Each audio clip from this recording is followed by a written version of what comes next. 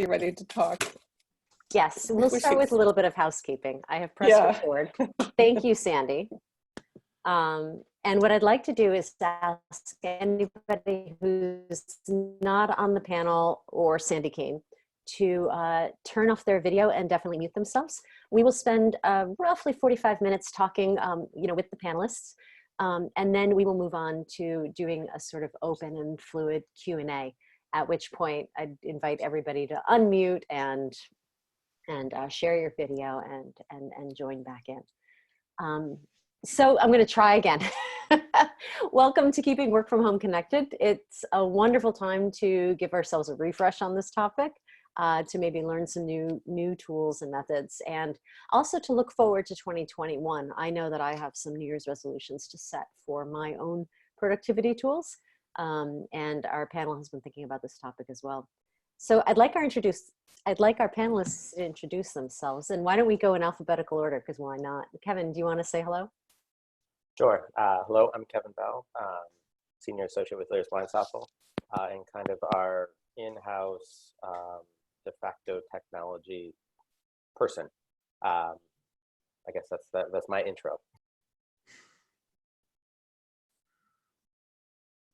Abby, you're on. Thanks, Kate. I'm Abby Iorio. I'm the Senior Associate and National Marketing Manager for HLB Lighting Design. Just really quick, I was excited that Kate asked me to be on this panel because it is a very interesting topic, and I was actually on maternity leave when the pandemic hit. So when I came back, it was a really interesting thing to come back to. So we'll get more into the details of that during the panel. Say, do you want to introduce yourself? Yeah, there you are. Hi. Hi. I'm Say Kim. I'm an associate principal at CVT Architects, and I am not a tech person, but I call myself one of the guinea pigs at our office. We are constantly really trying to push the boundaries of the new technologies and new tools that are out there that are informing the way in which we progress design and we sort of collaborate. And we have a smaller group that really test a lot of a wide range of different softwares and technologies to see what really sticks and what really fits the best with our workflow and so forth. And it would be good to share some of those findings during this call. Great. Joel, do you want to say hello? Yeah. Hi, everybody. Joel Pettigrew. I work at Shepley Bullfinch. Do higher ed business development for the firm nationally, as well as a little bit of urban development, business development, which I just realized has development twice, like in 4 words, and that sounds weird. I am not the go-to tech guy in the office. I'm that annoying staff member who replies to all the emails and Teams messages with GIFs only, and not actual responses. So you'll be excited to hear from me today. Excellent. That was a lesson. It's GIF, not GIF. Joel and I know. All right. Drea, how about you? Hi, I'm Drea. I'm an associate and a graphic designer at Elkis Manfredi Architects. I've been there for about 8 years now. Snuck up on me. And I'm definitely not a go-to tech person either, but our group, we're a team of 6, and so we kind of become beta testers in a lot of cases. So excited to talk to you all today. Thank you guys all for joining us. And in our conversations as a group, we've sort of found several themes emerging when we discussed this topic. A lot of us have very early on had to grapple with consolidating communications and continue to grapple with trying to develop policies about which streams of communication should go through which channels. We also found that there were some new tools that we've adopted, but also some old tools that we've learned to use in new ways. And it was interesting to discuss with this group how the choice to use a tool can be all about familiarity of the tool, or can be about getting a small group to beta test it, like Drea, to find out whether it's worth rolling out to a broader office group. We also talked a little bit about making concerted efforts to connect with your team, and these sort of take formal and informal forms. So we'll talk a little bit about that. And then also we really want to discuss anticipating the next normal. Work from home has become a long-term reality for a lot of us. But as we look towards the slow drip of folks back to the office, I think we have a new set of challenges that we'll need to confront. So with that, I'm going to stop sharing my screen, if I can, and instead return to, no, oh no, I'm not demonstrating this well. Did you click the share button, the stop share at the bottom? I don't even have such a button. Stop share should be at the there top. it is. I was covering it up with your faces. That's what I did. Guys, okay. Yeah. some of us have a lot to learn. All right, so let's jump into the first big theme that we had talked about, that consolidation of communication. Kevin, I know that you at Lear's Weinsappel had to consolidate a lot of different kinds of streams of communication, and it seemed like for you guys, familiarity with a tool became a driver for your adoption of one tool over others. Yeah, that's definitely the case. I think you have to, with our group particularly, you have to kind of meet people in the middle if you're going to ask them to do something new. Having some familiar tools and common knowledge helps. So in one instance, our phone system was just, it was on its way out as we faced the pandemic. And so we kind of quickly tried to find a replacement, and looking through that, we selected actually Zoom phones because our whole office is familiar with how Zoom works. And so adding that layer to Zoom was just a lot easier, a lighter lift for everyone than trying to get them to learn a new tool remotely in a way that is just hard. With face-to-face, you can kind of stand over someone's shoulder and walk them through it. But without that, making sure that some of the steps were easy was important to us, and it's worked out pretty well.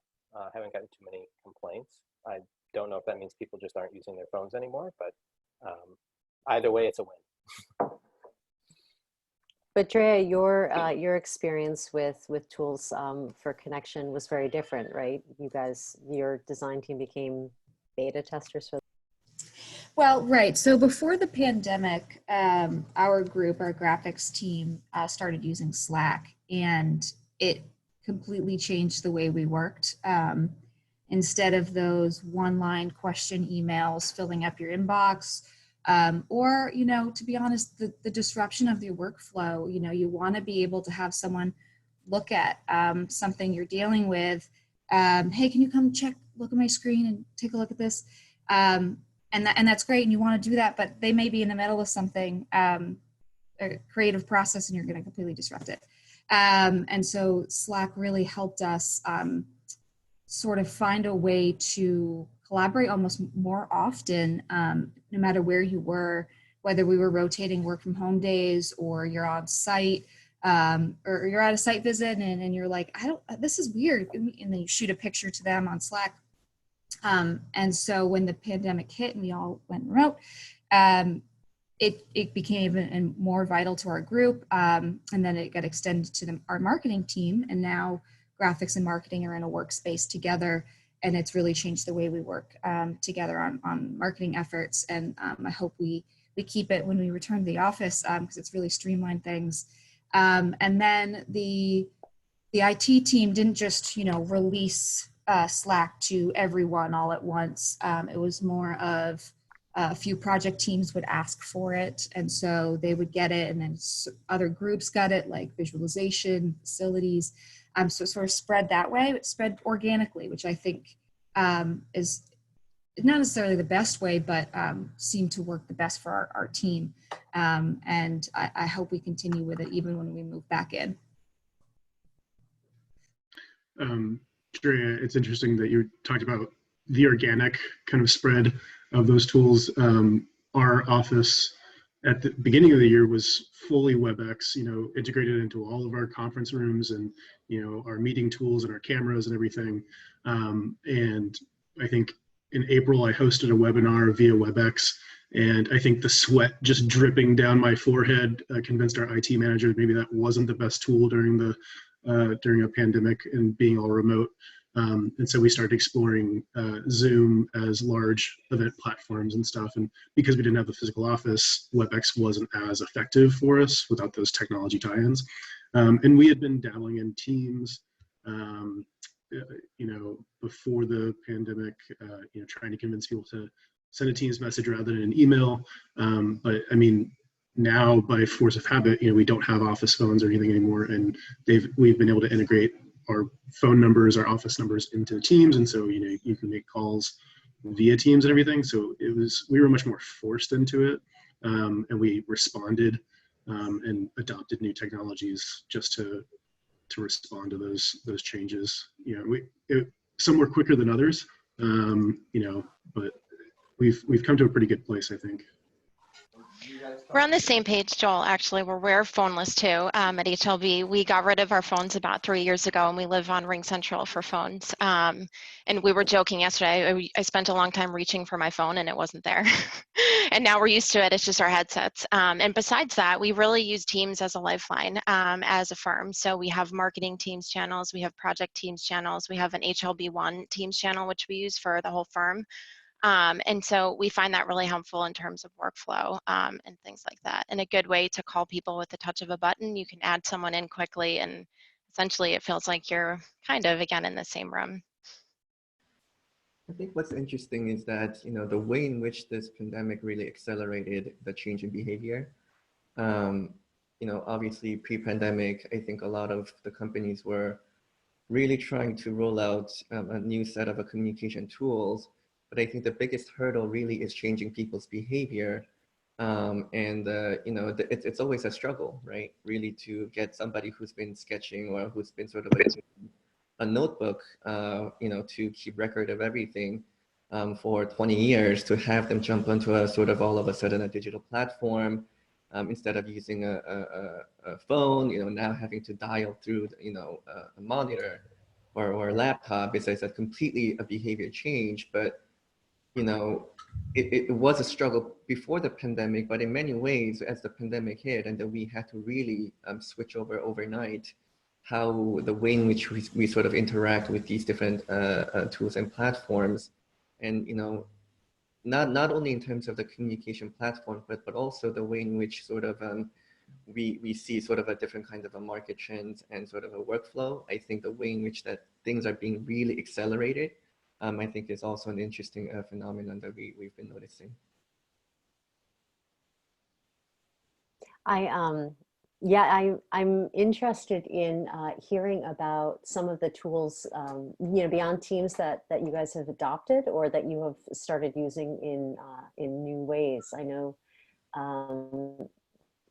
one new tool that it sounded like CPT had really adopted, say, was the use of virtual reality as a way to demonstrate, process sketches. I just found that really fascinating. Yeah, initially when we are constantly looking at sort of what is the next big thing, and really try to make the connection between the new technologies and how it informs the way in which we design. One of it was a VR, AR sort of a part of it, which we've been looking at many years. And I would say that it's become a lot more mainstream recently.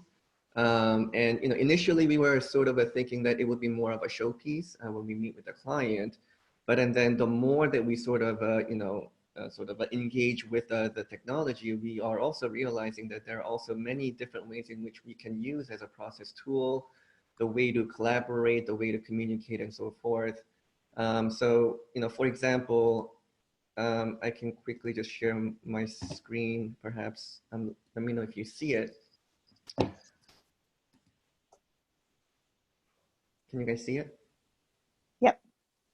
So for example, like one of the events, sort of a social events that we do, on a regular basis, is really sharing the workflow and how we create certain visualizations and the different process that different teams go through. And one of the things that we use the VR technology for is I mean, without having to have the necessarily goggle, the ability to create sort of these different kind of virtual spaces, and being able to really display different kind of configuration of content was something that we were really beginning to take advantage of. And so this is an example of a virtual gallery that we created. And then we're calling it the Cloud Gallery. No pun intended, but sort of pun intended. Pun intended. But really just looking at, all the different kind of process drawings that different people have done in the office. And, if it wasn't for the stream live, it would go much smoother, but we can really begin to see and zoom in on different kind of not only projects, but really the process drawings. And so it's just a whole different kind of a way of sort of communicating and sharing knowledge and the workflow, which has been really helpful.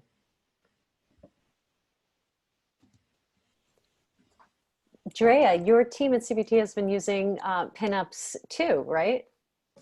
Not yeah. augmented reality pinups, but no, very analog pinups. So prior to the pandemic, we would get together on Thursdays at 4 o'clock, and we tried to treat it almost like a client meeting in the sense that we didn't want to book over it. We really wanted that 4 o'clock slot, and we get together in a conference room. Sometimes beer's involved. And we look at what each other's working on, because even though we're all sitting together, our graphics team is split, working on so many different projects that you may not see what your seatmate's even doing. We generally know what everyone's working on because we get together on Mondays and go through that, but we don't get to see the work. And so we allowed Thursdays to be that time to kind of share, and we found it really successful on branding projects to actually use it as a design charrette opportunity.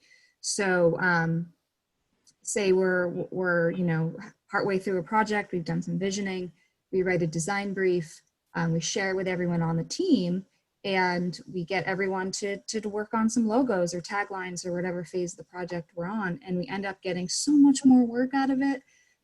We end up getting so many great new ideas.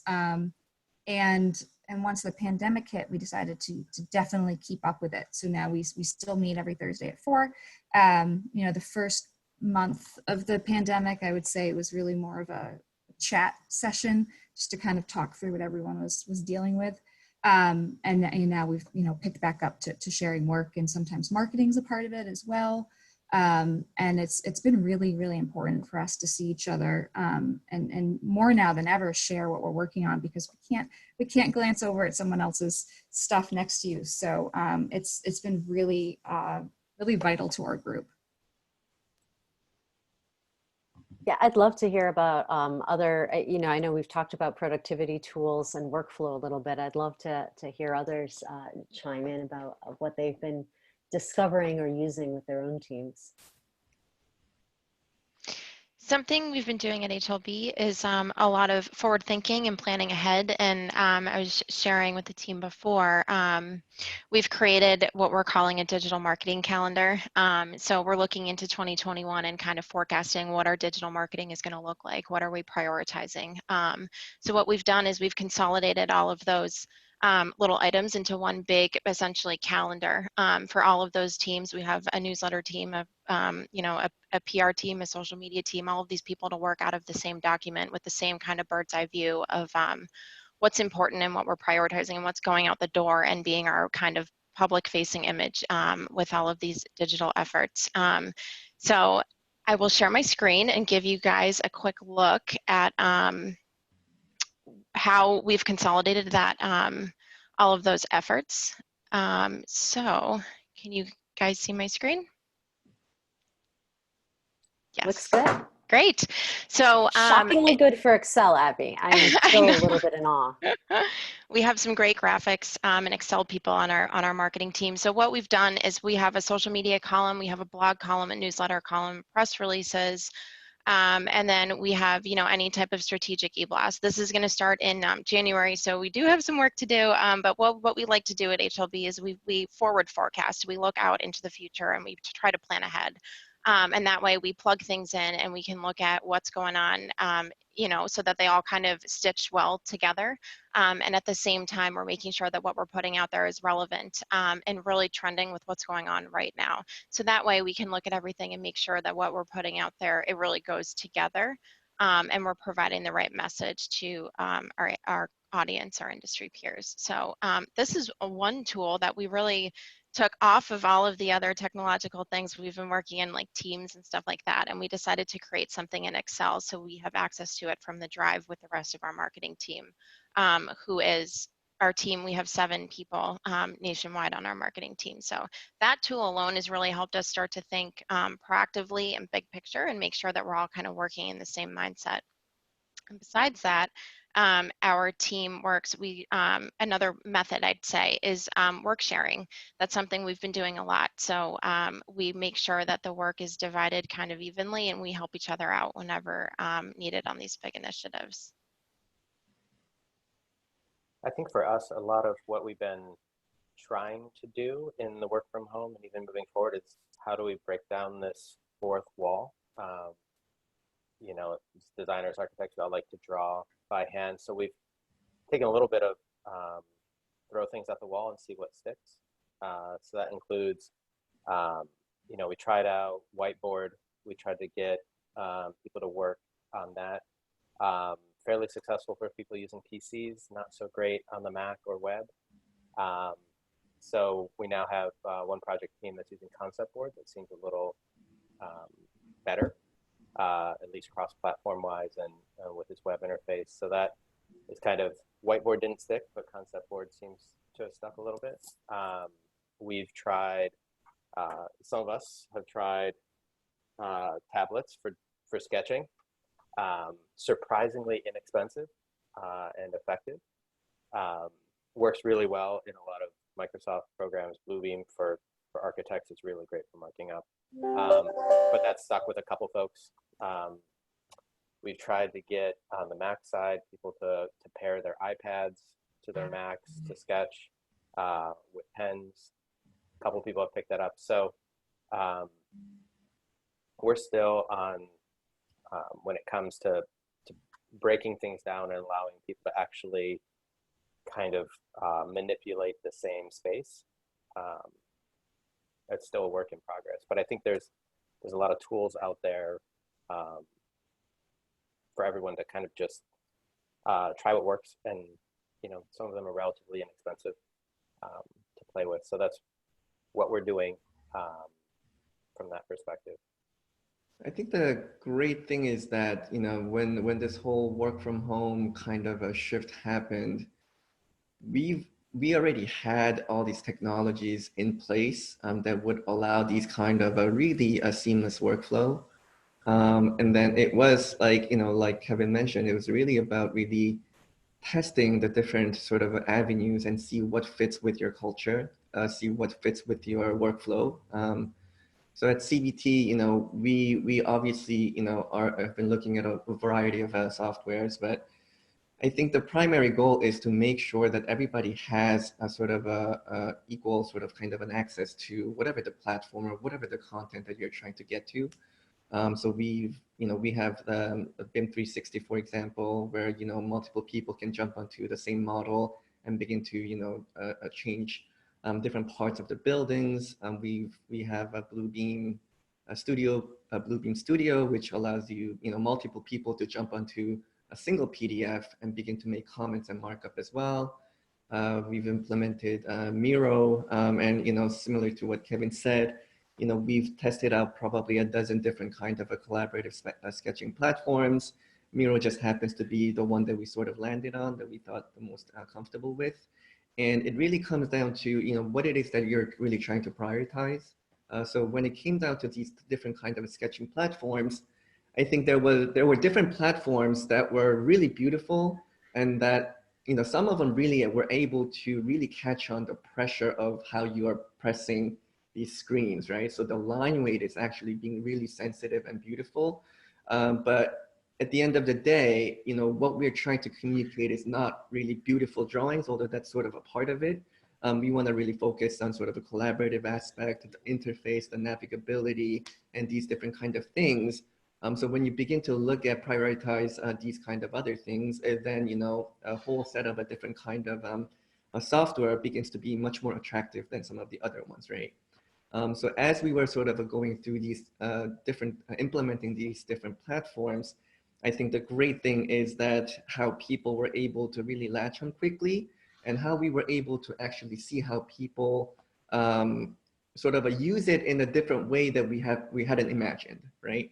So, you know, Drea mentioned of, you know, things growing organically before, and I think, you know, how we begin to see how people interact and how people utilize these different platforms and softwares to inform inform others, a new way of sort of using it. And then, you know, instead of having, let's say, a simple policy or some sort of a, you know, strict guideline and structure saying, this is how we're going to use it, this is the manual, and this is what you're supposed to follow, we sort of roll it out and saying that, okay, these are, you know, we tried a bunch. We thought that this one particularly might work for us. Let's see how let's roll it out, you know, and then let's see how you guys use it, right? And let's see how effective it is. And we get sort of a feedback from different users. Oh, I tried this, I tried that. And then by looking at that, we can begin to develop sort of a new perspective on how some of these new platforms can be used. And that's also been extremely helpful. I think on the business development side, it's very much just like that. With technologies that were there, we just didn't use them. We're using them in new ways, and I hope some of these new ways stick. You know, when March rolled around, I had been in my position for just about a year. This is my first role in AEC, so I didn't know what business development was. I still don't. But you know, it's been so much easier to get people, you know, one-on-one now, and to have those one-on-one conversations, and especially like nationally. So like my focus for business development is a national perspective, and you know, it's so much easier to get on a call with a consultant in Wisconsin now than it was before, where I had to wait for a conference, you know, to go out there to see them, or you know, we're much more open to taking those calls and to having those Zoom one-on-one coffee chats and stuff. And I really hope that, you know, this new equitable way of using technology sticks around for business development afterwards, because it just makes it so much more open and inviting, being able to do these Zoom chats rather than, you know, trying to cold call someone. It's much more inviting and a lot more easier to make those introductions. So I think the challenge, though, with such a drastic shift is really how to change people's behavior at the end of the day. Because, you know, I think a lot of us, we were talking about all these great softwares and technologies that would enable us to, you know, work together and collaborate and, you know, smooth transition and whatnot. But at the end of the day, you know, because, you know, it's the people that are using it, it's really, the biggest hurdle really is to get people to change some of these sort of a non-software dependent habits, right? Things like, you know, making sure that your calendar is always up to date, you know, making sure that, you know, when you are setting up a call, you know, that you sense a specific sort of, you know, a calling number, or, you know, a lot of these basic things that we sort of, that many of us sort of take as sort of like, that's what you're supposed to do. I think for many others, it sort of becomes a very sort of a difficult shift in behavior. And I think making sure that, you know, everybody gets sort of, can, you know, sort of a move transition together. I think that's the only way that we can really fully utilize all these new softwares and tools that are available to us. Well, I'd love to hear a little bit from the group about non-software tools, maybe software-enabled tools, but more methods for connecting with your teams, making sure that everybody's on the same page, keeping everybody productive, being able to throw flags. I know that in our marketing team, we meet every morning. We have a little bit of a huddle, 15 to 30 minutes sometimes, to talk about what our priorities for the day are, to flag priorities that aren't on that list in case we have them set wrong. and to give a shout out if we need help on anything. And we use Planner, Microsoft Planner, to sort of move tasks around and shift our priorities. And so I guess at the same breath that I said, let's talk about methods, not technology, really they're going hand in hand for us. And the technology is enabling us to connect in the way that we would have in person. How about the rest of you guys? Yeah, at Elkis Manfredi, our graphics team uses Asana, and we've been using that well before the pandemic. And now it's even more important. And it tracks what everyone's working on, the different stages. And it's also our calendar for vacation and meetings when we're going to be off site, et cetera, et cetera. And then we meet every Monday morning as a group, and now virtually, of course, and we go through that list. And it's a chance to add things, remove things, flag things. Oh, this came through this weekend, I'm gonna need help. Or, my deadline shifted and I'm not gonna be able to meet this effort. So the Monday is really where we set up for the week. But of course, everything changes by Monday afternoon. So that's where Slack comes in. And we have a channel for our group. And if there's anything going wrong, anybody needs assistance, a new effort comes in, it goes there. And most of that's, sort of managed by the director of our group. But it's a chance for everyone to see what the issue may be, and they may be able to raise their hand and say, I actually have 2-hour pocket, I can help with this. And so we've been doing that. I would actually like to do this sort of scrum idea, the huddle in the morning each day, because things shift so much. But I think now with everybody's schedules are on Zoom or GoTo or Ring or Teams from 9 to whenever, it's sort of hard to meet. So that's impressive that you guys are able to find that pocket every morning. Is it like at the beginning of the day that you're able to do that? We give ourselves 1 to 3 hours to catch up on what's needed overnight. Oh, okay, that's smart. So Yeah. we meet at 10. Okay. For me, that means a lot of hours have probably already been spent at my desk, but for other people that might be there rolling on into computer time. As you say, everybody's schedules are a little more fluid. Yep. I think there are, perhaps different scales of groups or different scales of, chats that are being initiated, I think that are important, meaning that I think with this work from home kind of an environment, it's easy to get sucked into just your projects that you're working on and the project teams. But I think, trying to take a different kind of a cross-section across the office to make sure that it's not just your project teams that you're interacting with, but also the others in the office that you're interacting with, I think is also a critical part. So at CBT, for example, there are probably, bi-weekly sort of calls where we have maybe a group of like 20, 30 to 20, 30 people that are from all different kinds of projects, for example, right? And typically, usually a couple of people, a principal, a level, would give an overview of how we're doing, just so that make sure that everybody is sort of aware of what is going on, and also the transparency is a big thing. So making sure that people sort of know what's going on and what kind of new things are coming in, what's going well and what's not going well, and being really just opening these channels is sort of one critical part. And the other than this different kind of a cross-sectional cut, I think the other thing that's also important is to initiate on different kind of check-in points that are geared towards a different kind of, I would say, goals.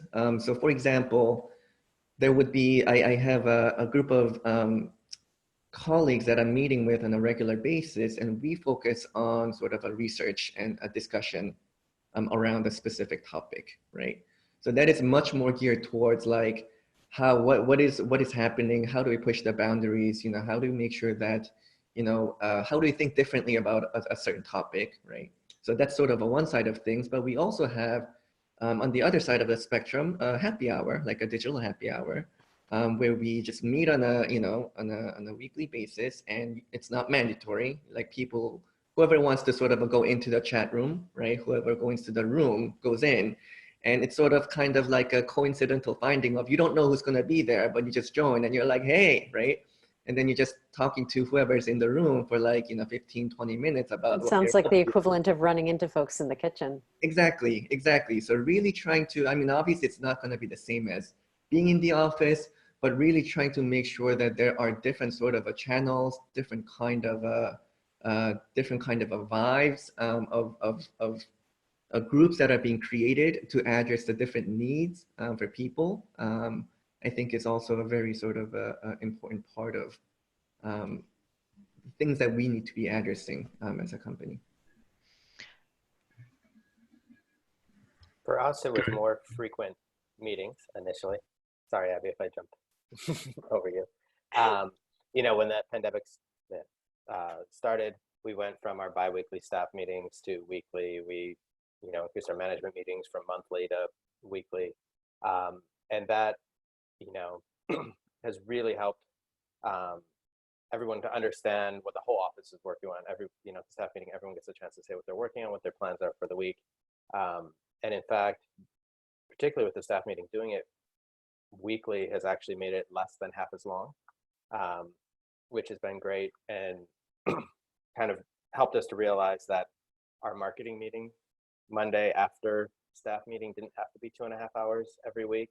Let's do a half hour on just, what the critical points are, and then folks can stay on if there's specific items to talk more about. So, more frequent meetings was the starting point, but now kind of more targeted, more succinct, shorter meetings is what we're working on to keep people informed, but also get people off the meeting so they can actually do the work that needs to get done. We're in the same boat, Kevin. We're planning all the time. We have shorter meetings for everything, which is great. We used to be in the office every Monday and we'd be in there for 2 hours and everyone's like, well, that was a waste of money, because it just took so long. But now we have shorter meetings. We're really trying to be good with our time management because we were saying, a lot of people say that most of your day is meetings all day long. And then when do you get your actual work done? So we're trying to be really concise with our meeting times and really strategize on what's important. And when to plan those out. And that's also a method for helping us stay on top of things. So we have a weekly newsletter meeting. We have a weekly social media meeting. So we make sure that we stay on top of things and that we prioritize appropriately. But we also have the informal check-ins, which I think are so important in terms of keeping morale as high as it can be. At the beginning of the pandemic, our office would meet every day. And then it became this like daunting thing where you feel like kind of bad if you miss the meeting. And then it turned into, well, now we're going to do it twice a week. And this Thursday, actually, we're turning it into a little virtual holiday party, which is going to be, normally we just laugh for hours at a restaurant or something. And now we're just going to do it over Zoom, and it's going to be fun. And we're going to play a game and people are going to bring drinks. And that's a good way to kind of keep the spirits high as well. But those informal check-ins, I think, are really what keep people connected. And it sounds silly, but the video is more important now than ever. And turning those videos on and really having that one-on-one engagement about whatever it might be is huge. And I think, for me, I feel closer to my team now than ever because we connect all the time. And we were talking yesterday too about how now your commuting time is like your working time. So unfortunately, we lost the commute, but we gained a little more work time. But that may not necessarily always be a bad thing. So yeah, we find those quick meetings a lot more helpful now too.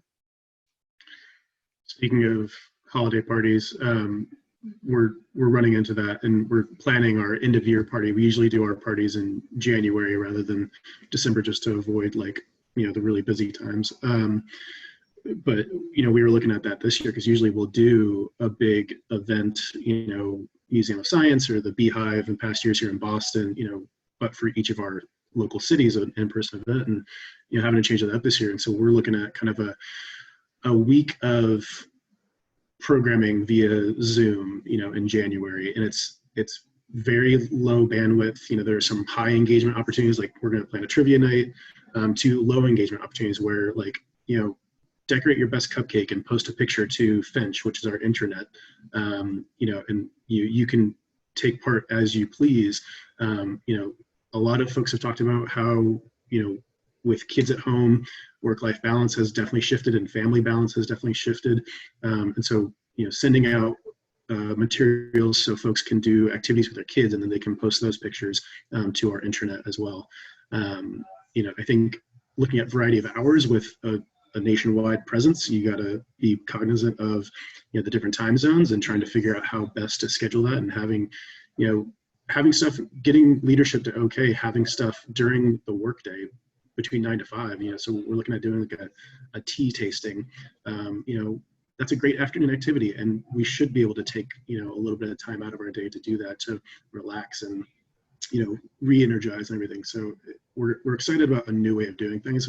Yes, we'd love to be in a booming local restaurant scene here in Boston, and unfortunately but hopefully we'll be able to do that next year and be part of Boston coming back and that sort of stuff. So well, speaking of new ways of doing things, I think that launches us directly into this topic that we started to get into previously together, which is, as we look to the next normal, I'll just throw the question out there again. What are you anticipating? What are you looking forward to? And what are you afraid of? I know Joel's looking forward to restaurants coming back, but in terms of this next stage of hybrid work, what are you all seeing and anticipating? We're anticipating folks getting back to the office eventually. And so we've been trying to figure out, through this, we've been doing surveys to determine, when do people think they might be comfortable coming back to the office? What would make them comfortable coming back to the office? And so trying to find a way for those that are eager to get back in the office and draw on trace on a table, and connect with others. So actually, let me see if I can share my screen real quick.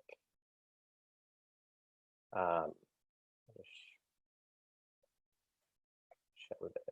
It's going to go the other way.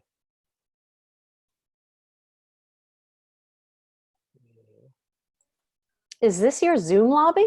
What is this? This is. And ah. so we asked everyone, what would make it easier and safer to work from the office? And the absolute winner was still being able to join remotely.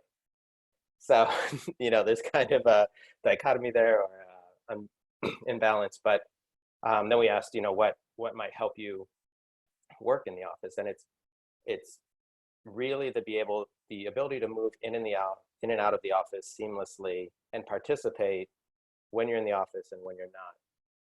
And we had just are in the process of adding some displays to our lobby and doing some light renovations when all this happened in March. So we had these displays in our lobby. So we added some back-end technology, a computer, some other devices, and created a Zoom room in our lobby. Our lobby is most open to the studio, so most airflow, kind of the place where everyone felt safest. So we quickly incorporated a document camera so folks can draw by hand and everyone can see it over Zoom.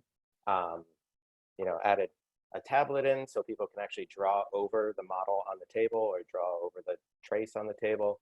And then we were introduced to this actual neat little technology called the OWL. And it's a 360-degree camera that automatically identifies people. And so what this does for us is it allows both, you see up at the top here, Ashley, colleague of mine, Ashley Rao, and I are remote, and 3 of our colleagues are in the office. But it kind of gives everyone their own screen, even when they're in the office. So there's this kind of equity about the meeting. So this is something, with the pandemic, no one wants to spend a lot of money. So we tried to find a way to put to use what we had already, and kind of make a place where we can start to transition back into the office, while still allowing people to join remotely and be full participants.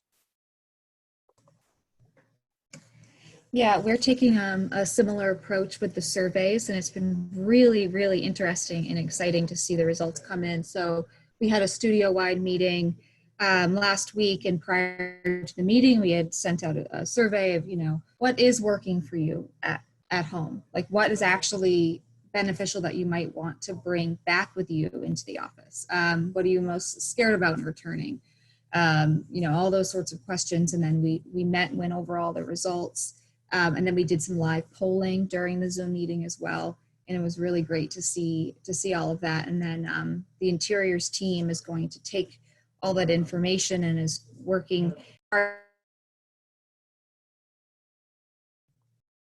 Am I unmuted now? Sorry. Okay. They're going to take all the results from the surveys and figure out how to retrofit the office a bit. How can we make the furniture more flexible? And the Zoom is going to be one of the hardest things. You're going to have some people in the office, some out, and we can't all be on Zoom calls and hearing everything in this. You have an open office floor plan, you're going to be hearing all these Zoom calls in the background. So developing some Zoom rooms, because the acoustics will just be terrible. I think, as we are moving on to, 2021 and beyond, I think, personally, I think it's important that we keep what we have, right? These kind of a really nice kind of ability to get on these collaborative platforms and these video calls really smoothly. But I think right now, what we basically went from black and white, right? We went from in person, and then we all went to digital. And when we're just dealing with one thing, it's easy. When we're dealing with another thing only, that's also easy. But as we are sort of moving into this whole transitional phase of like, half of the office being in the office and half of the office not being in the office, I think that's going to be a challenge. And I think, we are also making a huge sort of upgrades in terms of reconfiguration and upgrades within our office to make sure that we can really sort of forecast what that's going to be like. But I think a big burden is also on technology companies as well, because I think things like Zoom, Teams right now, there's so much energy on sort of making these kind of work from home lifestyle work. But then when we do get into a hybrid situation, I think that's going to be an entirely sort of a very new set of problems and issues that they're going to really have to address. And it'll be really interesting to see how these companies are begin to really address these kind of new set of issues that come with the hybrid mode. And I think with that said, I think, I would like to also personally see similar to how we've, continued to explore sort of what are these sort of a new kind of softwares and technologies that can really transform the way in which we think about design and spaces. I would like to make sure that we continue to explore that, meaning that, we have some sort of a now established knowledge about what are the platforms that work for, a certain kind of a task, but continue to explore, what's the new thing, that is coming up. Most recently, we are looking at different kind of, platforms that really try to leverage AI as part of, creating some sort of an efficiency with the way in which we design. So that's also been extremely sort of interesting sort of a channel that we are beginning to explore.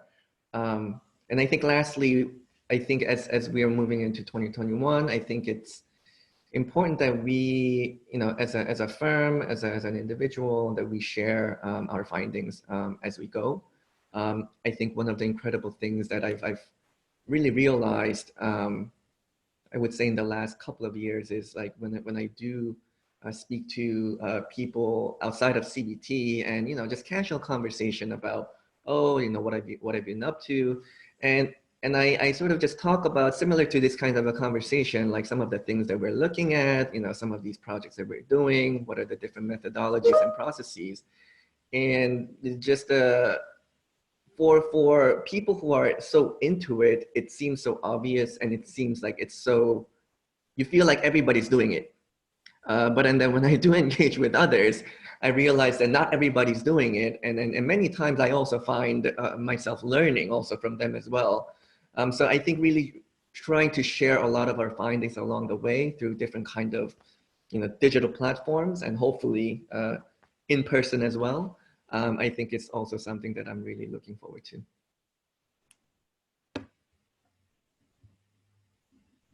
Yeah, Joel, I keep thinking about the topic that you brought up about business development and hoping that the fluidity with which you're able to reach out to potential clients can continue. And yet it's a challenge to think about how we bring something different in a Zoom meeting, meet and greet, that doesn't just feel like another Zoom meeting, but actually has the power of meet and greets. At this point, we're getting pretty close to the end of our meeting time. So before we lose any more minutes, I want to make sure that we open it up for some Q&A. So if you want to join, throw on your videos and toss out some questions, feel free. I'll take a look in the chat.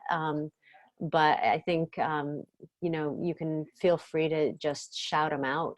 And please join us with your videos on again.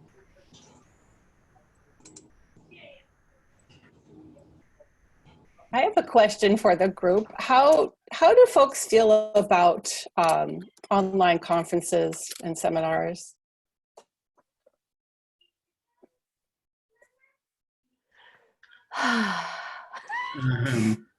So big national conferences, it's tough. The justification is hard to make from the BD side. Especially when things were looking very grim the first 6 months of the pandemic and on the financial side, particularly. And I think as a lot of organizations did a really wonderful job of coming together for their communities.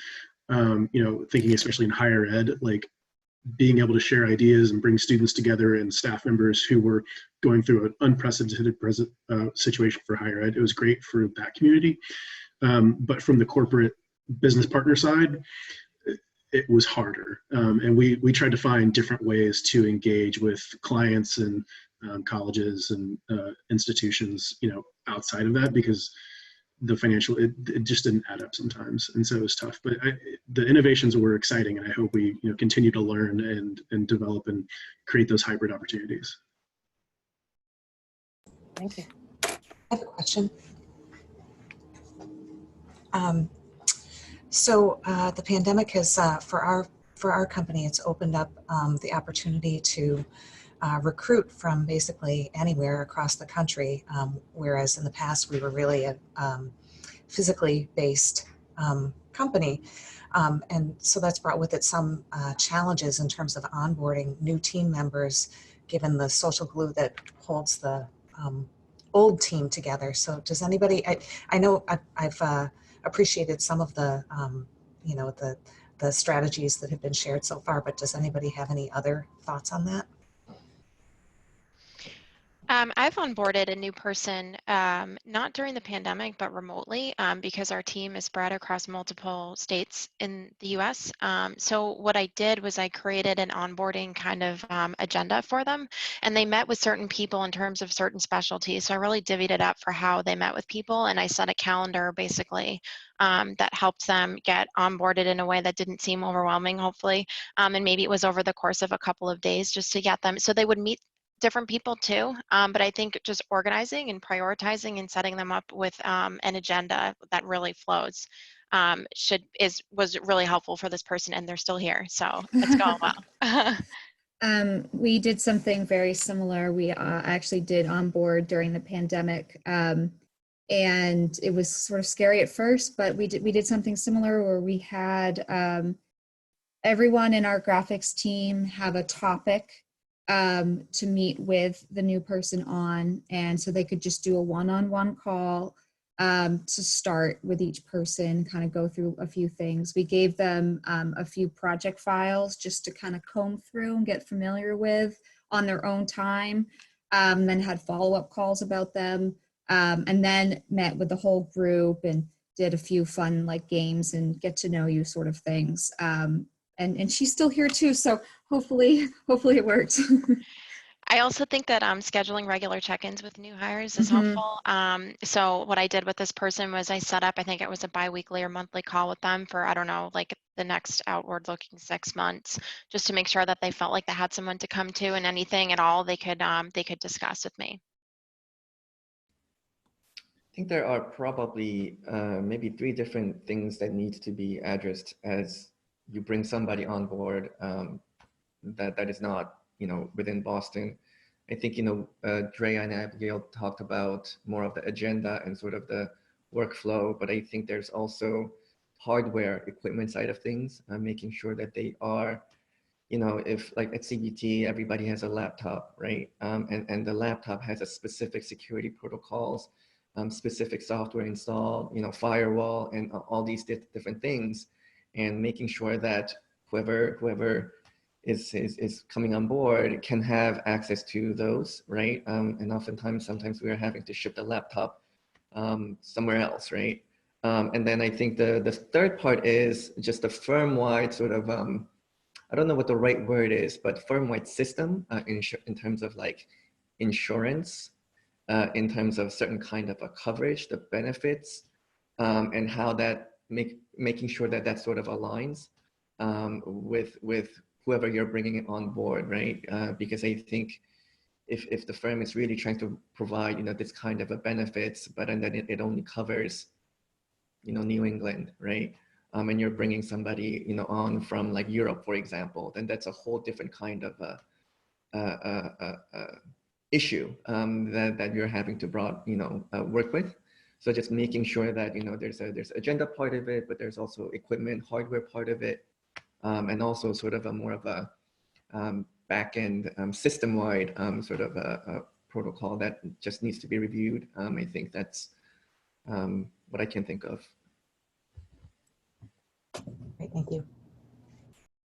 I have a technology question for Kevin, the technology expert. Do you think servers will be moving more to cloud servers? Like we still have some physical server contact, but I think more and more people are going to be moving to virtual servers. Does that sound right to you?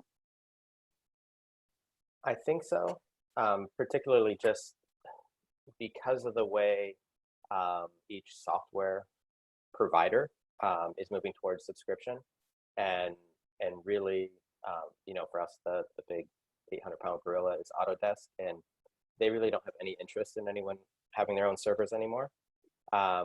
So, there's not a lot of support there. So I think on the production side for us, it's probably moving more to cloud. And quite frankly, we moved a lot to cloud as part of this because internet is surprisingly not reliable in a lot of places in and around Boston. And so we wanted to remove as much of those unknowns as possible when you're working remotely. So we wanted to take our office out of the equation. We try to do things well, but I can guarantee you Amazon and Google do it better than we do. So I think that's why it's going to move. One, the providers don't want you to have stuff on your own servers anymore, and two, it's just more stable when it's in the cloud, which I think is technically for us somewhere in Maryland now. HLB is on the cloud.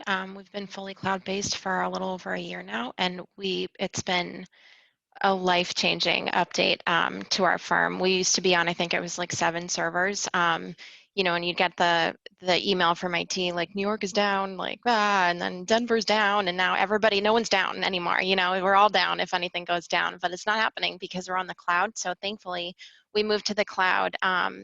Like I said, I think a year and a half ago. So when the pandemic hit, it was actually a really seamless transition for our firm, which we are so thankful for to this day. And it's just been great. So the cloud solves a lot of problems.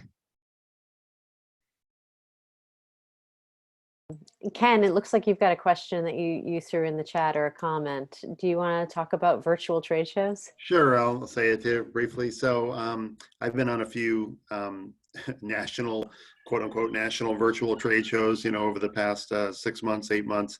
I mean, and I've been to many physically, obviously prior to March or whatever, and definitely it is not the virtual attempt at this. I think this is how I word it.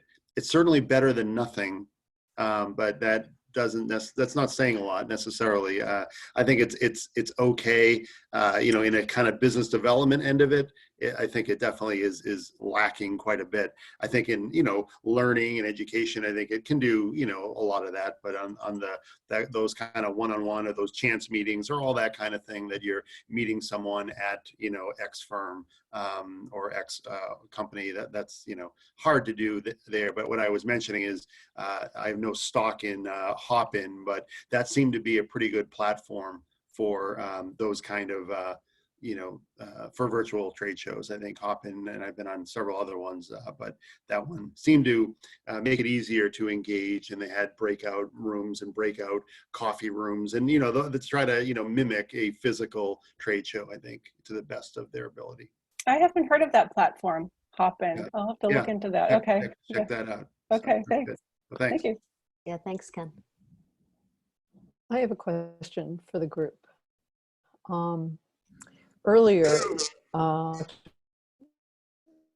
frequent shorter meetings, which sounds wonderful. I find that when we meet, they're longer. People are sort of starved for the chit chat that they miss from the water cooler, and meetings can feel sort of interminable. And I find that I'm busier and I need to spend more time doing than planning. And so I'm sort of curious if my experience is more common in the group and the shorter, more frequent meetings are an ideal but not necessarily achievable by people. And then the corollary to that question is succumbing to the very bad multitasking habit of, I'm in a Zoom meeting, I'm not really central to the meeting, but I need to be present, but I can get all this other stuff done, and I'm going to mute and just be typing and doing all these other things. And it's terrible. I mean, you would never practice that in real life. So I'm interested in hearing the group's experience on that.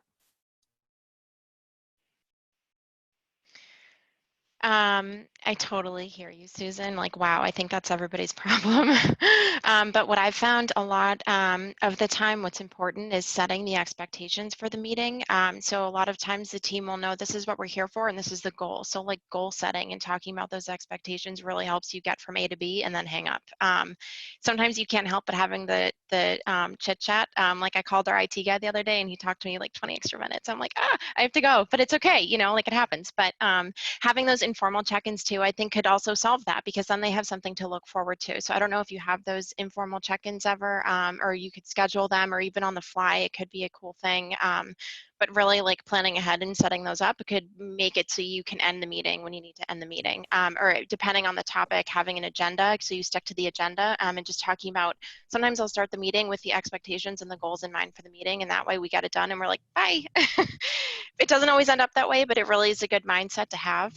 So that way it could be helpful, and then you can shorten the meeting and have the goal to just be done at the end of the meeting, whatever that might be.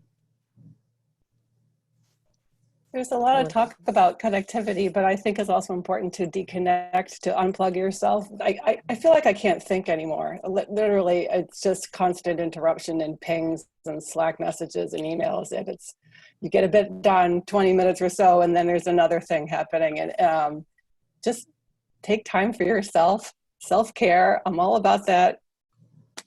Unplug yourself occasionally. It really does help. You really need to do it.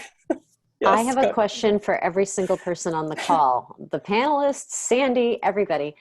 I know that it's important to do things like block out focus time on your calendar so that nobody can schedule a meeting. Has anybody on this call figured out a way to block out focus time that people respect? Yes. Somebody tell me how to do this. You lie. Yes, I'm all for lying. Just lie. You put, a meeting with so-and-so, and it's a really important BD meeting. Right, Joel? Like, what? You could call it a private meeting so that they don't know it's focus time. So it's like a fake meeting with yourself. You could just and everybody block it out thinks as you have a private. meeting with some doctor. Or Okay, like, that sounds Exactly. Or interviewing elsewhere. I was just gonna say you're interviewing elsewhere. Exactly right. Oh. Yeah, but you really do have to block out that do. heads down time. Otherwise, as we discussed earlier, our commuting time is now turned into work time, and you really gotta section away part of the day for yourself to actually work.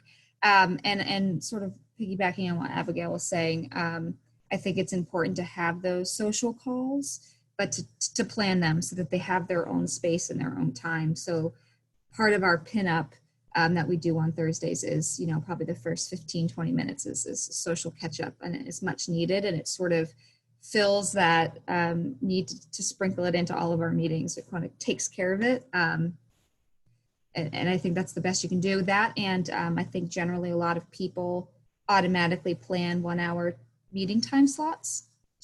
They're just standard, like it's kind of how the Outlook calendar starts it for you. To not do that. Does the meeting really need to be an hour? No. Could it be 15, 45, half hour? Break it out of the hour block.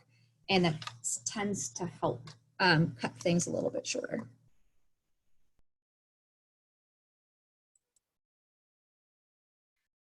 Well, great. I think we're getting ready to wrap up, right, Kate? I think we have one more question from Lara, and then we're going to say goodbye to everybody. And talk about the January session, don't forget. Oh, yeah. I appreciate it.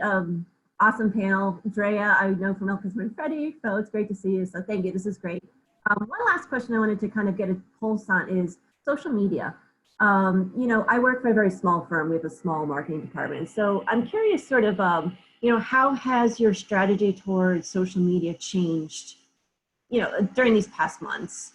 It's obviously more important than ever. And for being a small firm, it's really kind of our only outreach. So I'd be curious to kind of get your pulse on that.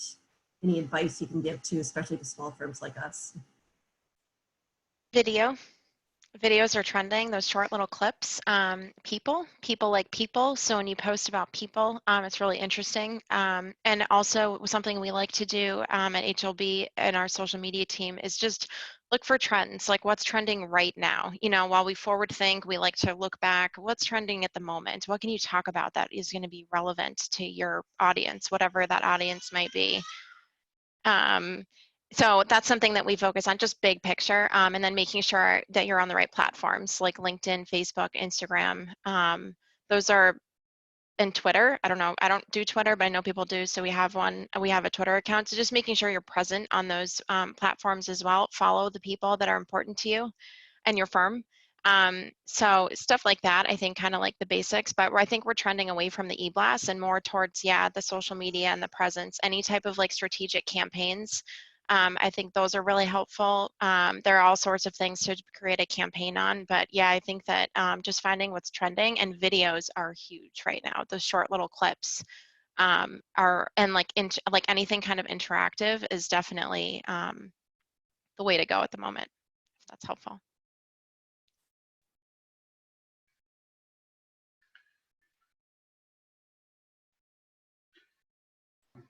It's 9:30 and Sandy wants to tell you about January. Oh, great. Well, I thank you, Kate.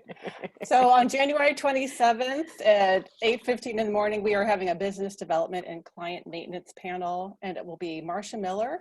She's the Associate and Director of Client Relations at Vanderwild. Sarah McGillicuddy, Senior Associate Director of BD at BR+A, and Patricia Philippone. She's Vice President of BD at Suffolk, and she used to be with UMBA for many years. So that's going to be really interesting. We're looking forward to that. We'll get that up on the BSA site in the next couple of weeks, and then you can register and get your Zoom link, and hopefully we'll see you then. And thank you, everyone. Happy holidays. Thank you, Kate, for putting this together. Thank you to all the panelists. Thank you, Joel, Drea, Abby, Say, Kevin. You guys are phenomenal, and I appreciate your time. Thank you, everybody, for joining us. Thank you for having me. Thank you. Happy holidays. Happy holidays. Yes, happy holidays. Thanks so much. Stay warm. Turn off Outlook. Turn off Outlook. Turn off Outlook, yeah. Okay, bye-bye. Bye.